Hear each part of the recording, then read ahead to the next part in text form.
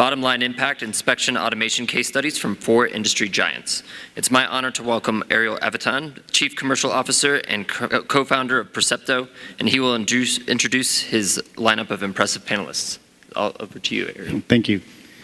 Hey, I want to say thank you for coming in and being with us.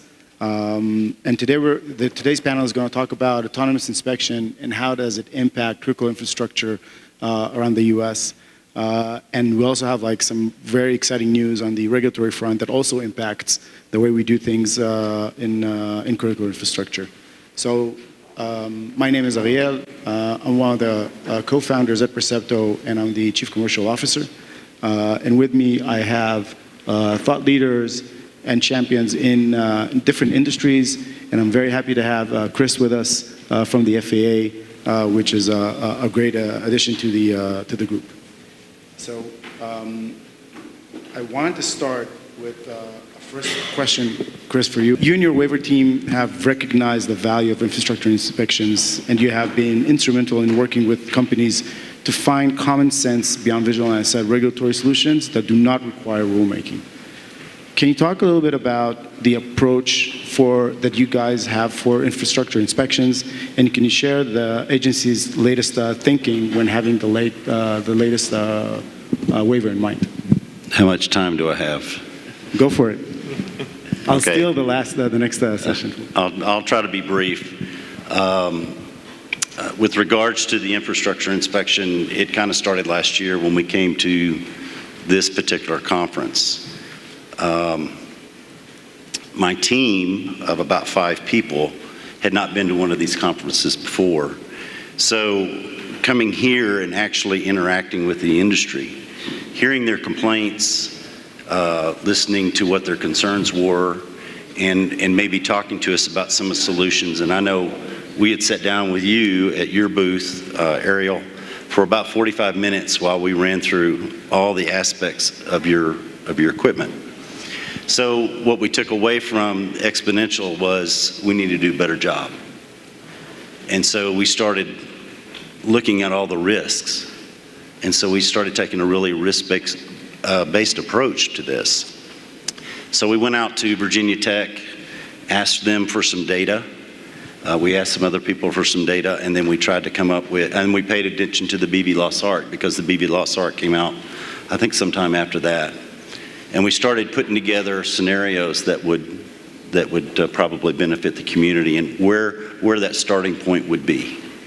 And so I think one of the breaking points for that starting point was with the BVIL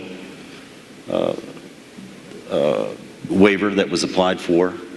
And since that waiver, it's opened up a lot of different areas. So we're looking at an all risk-based approach. What's the risk of somebody flying, 200 feet next to a nuclear reactor? If that's happening, we've got other issues, right?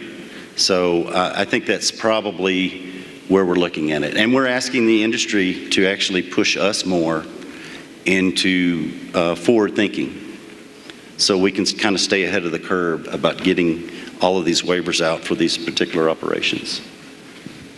Well, I think that the latest waiver, which is shielded flights 200 feet from the object, nationwide approval, is just a game changer for the whole industry. And I want to thank you for the leadership on this effort. Thank you.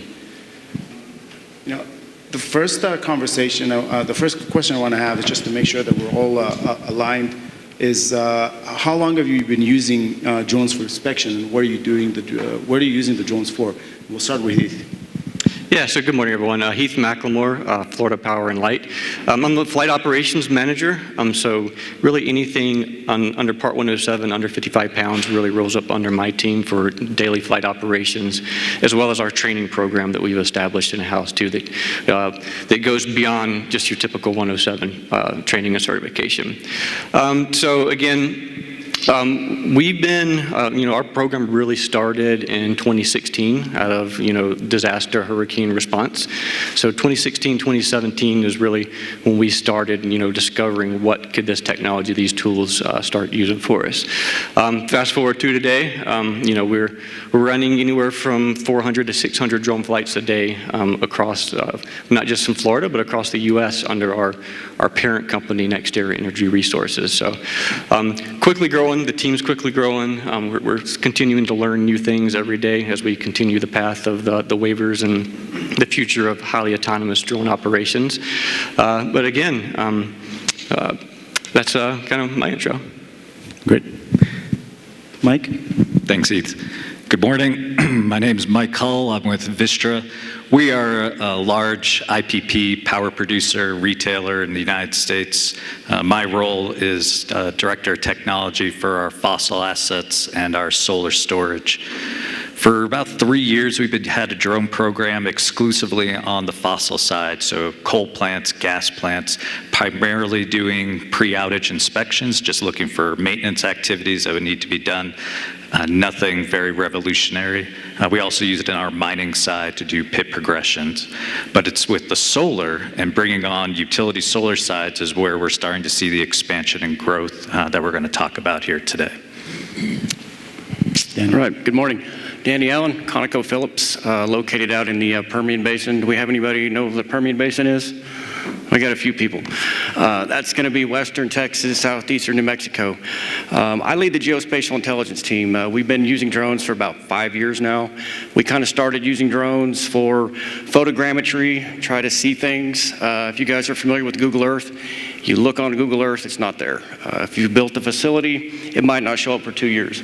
So drones were kind of the way that we supplemented that imagery, and then we just kind of rolled into inspections. We do inspections on our electrical. ConocoPhillips is big into electrification, so we own and operate our own substations and utility lines. So being able to inspect that infrastructure is critical to our operations.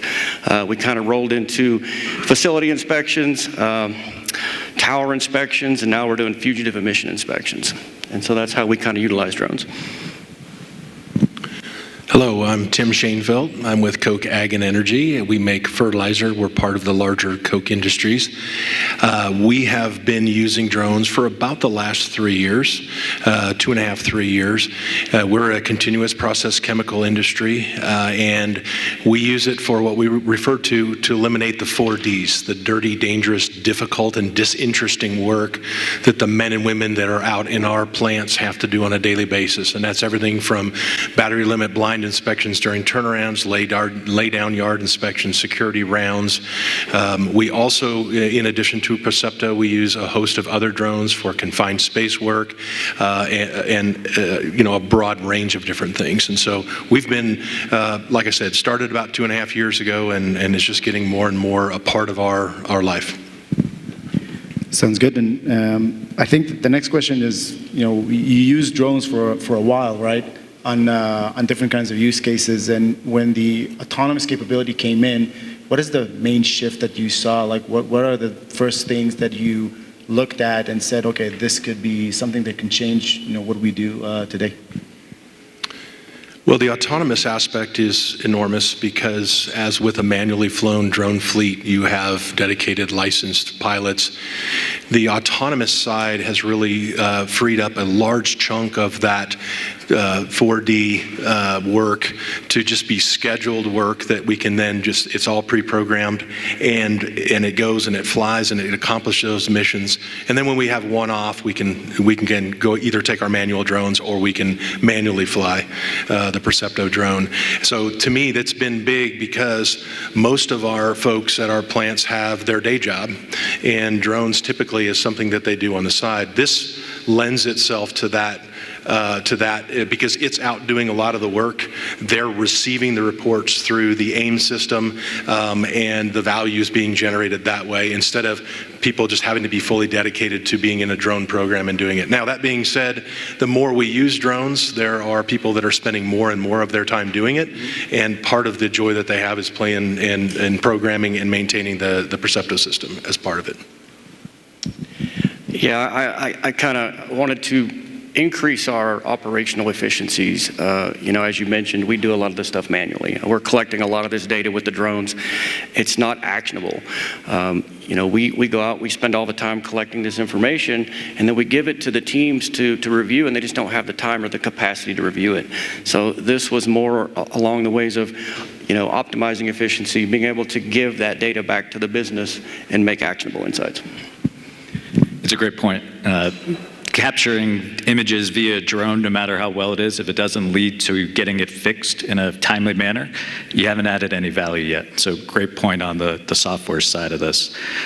For us, the autonomy came in the solar operations. Previously, we would contract out inspections once a year for thermography and panel inspections over, let's say, a 1,000-acre solar field. And what we found was there was way too much stuff going wrong for us to find in these inspections. So we knew 1 year was way too infrequent to do an inspection over a solar field.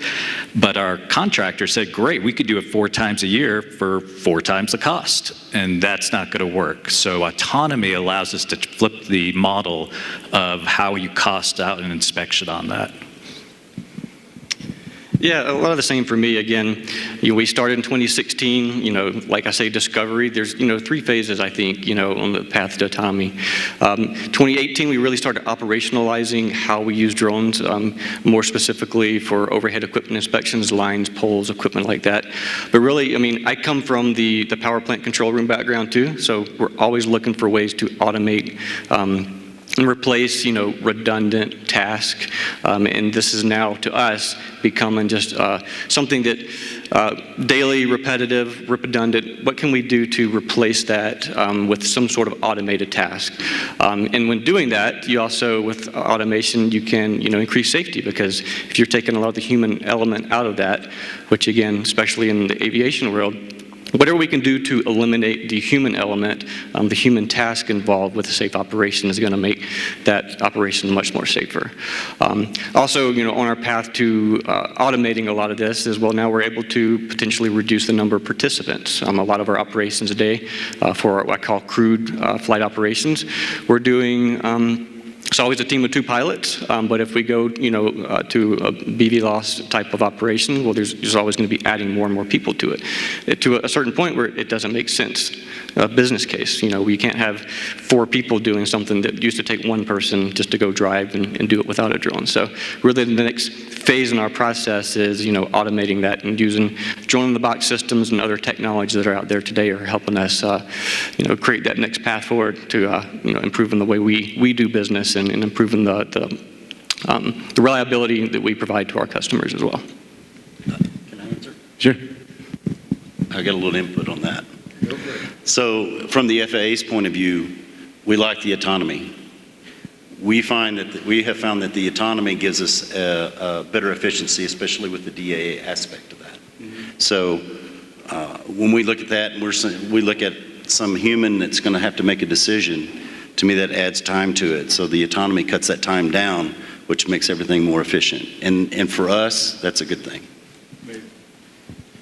So, it actually a little bit ties into the whole safety, conversation, right? And the next question it has to do with like safety of the employees. So can you talk about how you see autonomous in that aspect of how do we make our employees safer and how do we reduce risk for people using autonomy?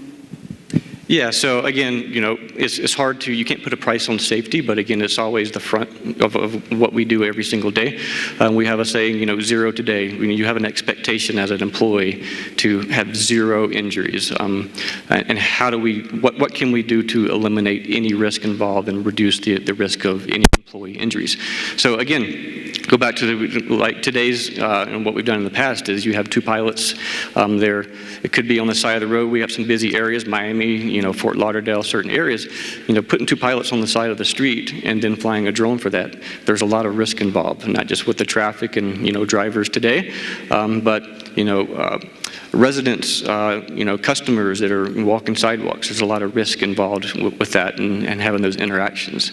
So again, the future, how can we use the automation, use the new drone technology to maybe eliminate the pilots in the field altogether, and that's a huge safety benefit to us, and what we're looking forward to trying to eliminate employees in the field, reducing we call truck rolls, reducing travel time, and all those risks associated to that. I'd echo everything you just said there around the personal safety. Something unique that came up for us at these solar sites, 1,000 acres, and maybe there's 1 or 2 people there on a given day doing work. And so we provide them with these little devices that they wear. They're personal safety devices that can alarm if it detects if you've fallen, or if it detects if you haven't moved for a period of time, and it alerts our central monitoring station saying, hey, Mike hasn't moved, go alert him, and if you can't raise him, call EMS. Well, that provides GPS coordinates for that individual where that device is. So what we've tested and shown successfully is now not only can we provide EMS a GPS coordinates, but you punch those coordinates into the autonomous drone. You don't have to worry about having a pilot on site there. The drone goes up, can hover right over that individual where they are, and can provide live feed of here's what you're rolling into, whether it's a snake bite, whether it's another type of medical emergency. We can be better prepared to render aid out there. Yeah, I'll echo with that. Safety is our first priority at ConocoPhillips. We want to make sure that our employees get home, to their loved ones every day and every night. So that's important. Probably the thing that we take for granted the most is driving. Driving is the most dangerous thing that we do out in the Permian Basin. We've seen the population increase, we've seen the activity increase. Driving on those roads, the conditions of the roads, the deteriorating infrastructure, it's very dangerous. And if I can eliminate any part of that, it makes me feel better and sleep better at night. Yeah, I would agree with the sentiments of my colleagues here. I will share an example, a practical example. So about 2 years ago, we had the Percepto system in at Enid, and the polar vortex came down through the Midwest. And as we were recovering from that, historically, the way they would have recovered from that is, introducing steam into the pipes and giving it time and sending people out into these ice-clad ladders and up on cherry pickers and stuff that they could see. And like RVs, the relief valves on top, they would just wait long enough for those to be warmed up. And along the way, there's all sorts of ice buildup and damage to different pieces of equipment. Well, in this particular case, they just scrambled the Percepto system, and they went around and identified all the icefall areas, all the damage. They were able to confirm that the RVs were in fact thawed, and that the towers were thawed and ready to turn up. So not only did we keep people out of harm's way, but our decision makers had a tremendous amount of information. We were able to start up about 2 days earlier than we ordinarily would have, because we had a true understanding of the status of our chemical facility after our recovery. So that's a practical example of where the system easily paid for itself several times over, just right there. Great. Danny, I have a specific question on the OGI part. So Percepto introduced Air Max with an OGI camera, an optical gas imaging camera, to look for emissions. And Danny, how did you guys look for emissions before having autonomous systems like these?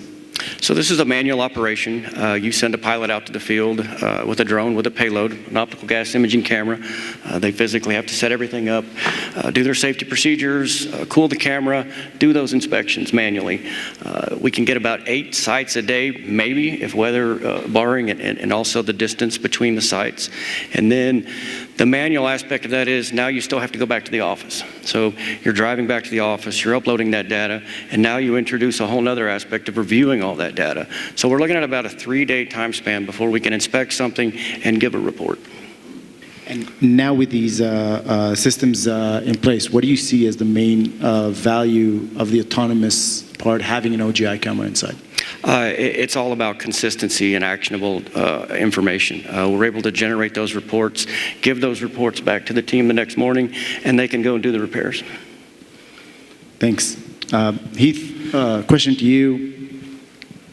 Everybody, I think, knows the FPL Air program, one of the most advanced programs out there.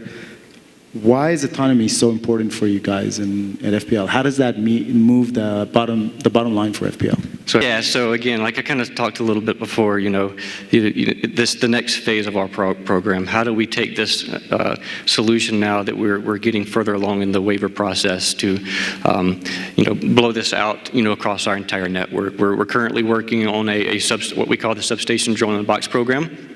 We're doing a pilot in northern Palm Beach County now, where we're installing 12 substations, drone in the boxes, and along with our waivers, we're expecting very soon to be operating completely remotely from a control center.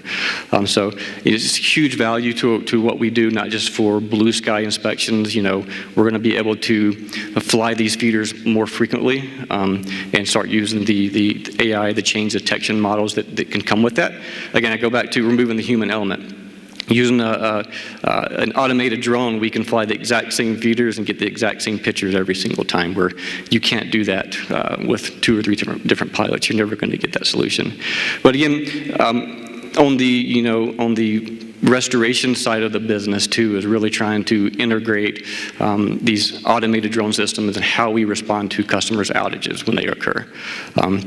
We're working closely with our, distribution and control room team as well, and looking what does the future look like for when there's a feeder outage or when there's a single customer outage. How can we use these drones to beat what used to be, a team driving out there to those locations? That way we can get eyes on that equipment much safer, much faster.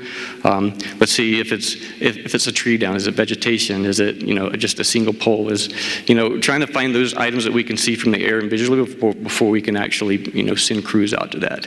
Again, the idea is, can we beat a crew there? Can we respond within 5 minutes of some sort of outage and really pinpoint where that location is to, better assess and repair that, much safer and faster? Thanks, Heath. Mike, question for you. Vistra Brightside is, one of the first sites to get the FAA highly automated BVLOS, which is a great achievement. Why was it so important for you guys to get that in order to scale your program? For us on the operations side of a solar plant, our whole goal always was to get to highly autonomous with the pilots not on site. Like FPL, we have a control center in Dallas, Texas that's staffed 24/7. These solar sites are not staffed 24/7 by any stretch, 2 days at most. And we want those folks, when they're out there turning wrenches, fixing things rather than having to do inspections. So the idea was always, how can we be as highly automated? And what's changed for us now is that the cost per inspection model has completely flipped. It used to be, if we wanted to get inspection data and that good information about where our opportunities are, we had to pay for it, whether I'm contracting somebody to deliver that for me, or if I'm using Luminant resources to go out there, fly, do the analysis, and all those pieces out there called an opportunity cost. That's flipped. Now that we're completely autonomous, running out of Dallas, Texas out there, now it's changed to, well, how can I be flying these drones more frequently? What else can I be doing to identify and generate value rather than looking at how do I minimize the cost of my inspections out there? And that completely changes the model for what you're going to do with an asset like this. So we're still in the very beginnings to learn what else we could be doing. What other temperature checks? How frequently should we be doing these types of inspections? What else should we be thinking about? So we're really excited because it's taken us time to get to this point. We had to prove that we could do this safely, but now it allows us to truly scale across the country as we build out our portfolio of solar operations. We've got that one fixed cost sitting in Dallas out there. We have the fixed cost of the unit, and then we've completely eliminated the marginal cost for doing these asset inspections out there. Thanks, Mike. Tim, question for you. Like we're talking here a lot about, the value of these systems and how autonomous can really help, but it all goes back into like the regulatory framework, right? All goes back to that and how the achievements there allow to go move forward. Tim, like with the new regulatory framework that we're discussing now, how do you see your program scale? Like how do you see that growing? Well, I mean, we are continuing to deploy them across our fleet of 6 plants as we can. I just really want to comment on your point.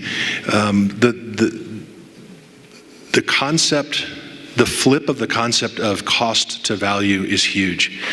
Instead of looking at the technology and the reports we're trying to do from a perspective of this is how much they cost, how do we minimize cost, once you have the system in place, it's how can we continue to unlock more and more value? I think that's a really important thing to note, because once you're freed up and you start to look at the value side of the equation, that is infinitely more potential than the cost-cutting side.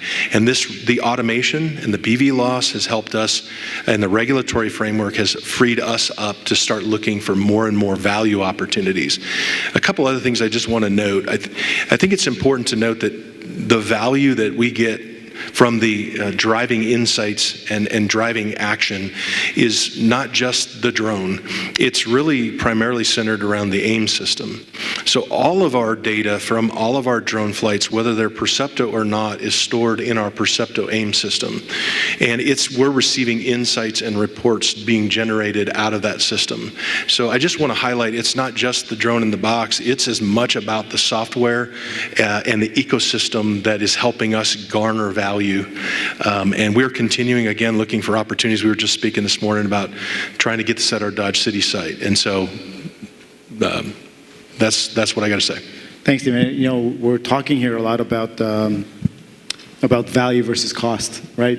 And the waiver, Chris, just to make sure we understand the impact, right? The waiver is that conversation from moving from a cost structure into how can I maximize value. So everybody here has systems deployed, and we all know, the challenges of flying at high winds, at high temperatures, and if we have someone on site, it limits the time that we can fly.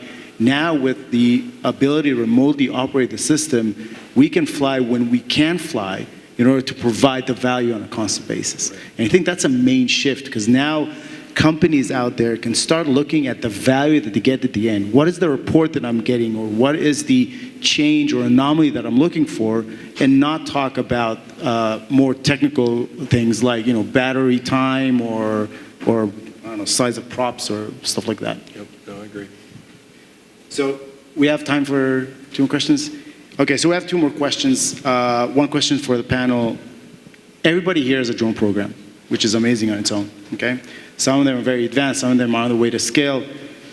And I would love for you guys to give, 1 or 2 tips each for the people of the crowd here that starts a drone program. What would you want them to think of before they start the program itself? I'll just say planning. Planning is the key to any successful deployment with anything. You need to understand what you're trying to do, what your limitations are, and what your capabilities are. I think it gets there's oversight. Sometimes people don't realize what the drone can do, what the system can do, and so they just kind of set their expectations really high, and you just need to plan. That's all I can say is plan, plan, plan. Percepto does a really good job of helping you plan all of your missions, putting everything into perspective, and it's been really, really nice to set stuff up and work with you guys. Sure. If many of you are from business, I assume a lot of you have gone through your lean training over the years out there. I certainly did. And those 2 pillars that you start with as you're doing any lean implementation is you define value and you map the value stream. And so if you're going to start one of these programs out there, don't skip those 2 steps, because we've talked a little bit about it here. The value is not the capturing of an image. The value is not getting a report that says here's where the anomaly is. The value comes is because I'm fixing that and generating more power in a more timely, safer manner that I could have if I wasn't doing these types of drone inspections. So as you're starting your program, and then you've got to map that whole thing out and say, okay, well, how do I optimize each piece of this to get to that value piece? So the drone portion, everything we talked about leading up, and I'm glad you brought up the software piece because that's instrumental to it. If you skip one of those steps out there, you focus on having the coolest drone technology, but you don't know where your issues are, down to the exact asset that you need to go fix and the exact component, then you're going to be wasting time with your panels that look exactly the same. You got to be able to do that. So follow those your basic lead stuff, define the value for you for whatever your program is going to be, and then map that value stream and see how this technology fits in. Let's do Tim and then Heath. Yeah, then I can hand it down. Yeah, there's 2 things I would like to add on. So first of all, the value emphasis is tremendous. Two things. Defining the role of automation in your organization is huge. We don't view the drone program and the elimination of wasteful and mundane work as the goal to be reducing headcount. We've got 6 plants, we've got 1,200 people. What we want is our people focused on the higher value items instead of wasteful and mundane work. And I think once people start to get connected, that automation isn't here to eliminate their job, it's to help them have a more fulfilling role instead of doing wasteful and mundane work. I think that's important. The second piece I would stress is our partnership with Percepto. They work with us kind of where we're at. So each of our sites is kind of a little different maturity phase and what their needs are. Some of them already had some drone abilities already on site. And what's great is we just go to Percepto and say, hey, this is what we're trying to do from a value play here. What can you bring to the table? How do you think we should structure it? We're doing the ownership and the organizational piece, but we're again kind of getting out of this drone, this payload. It's more like, hey, these are the use cases we're trying to solve. How can Percepto do it? And interestingly, with the new BVLOS announcement, we're actually even thinking, because we had a meeting here 2 days ago with a group of our people to kind of talk about how do we build our capability. We're actually starting to say, hey, well, why don't we just manage the use cases and just hand that over to Percepto and let them fly it for us? So say we need 3 of these inspections done a week, we need 2 of these done a week, and we just get the reports. And for a lot of people that like to get their hands on the sticks on drones and stuff, when you start to do this in a corporate environment, the concept of getting people who are comparatively advantaged to do the work is where you start to really unlock value. And so that's why we're partnering with them on a whole range of different alternatives. Yeah, so I'll take a slightly different perspective. For us, it's really the main focus is the safety side of it. I learned early on when we began our early waivers back in 2018, 2019 to the FAA is, we had to take a step back and look at how we were approaching, these waivers from a safety side. I say that I run an aviation program, but instead of planes, we're using drones. So we have to think of it in that same type of perspective. So we took a step back and really focused on what are today's best practices in manned aviation.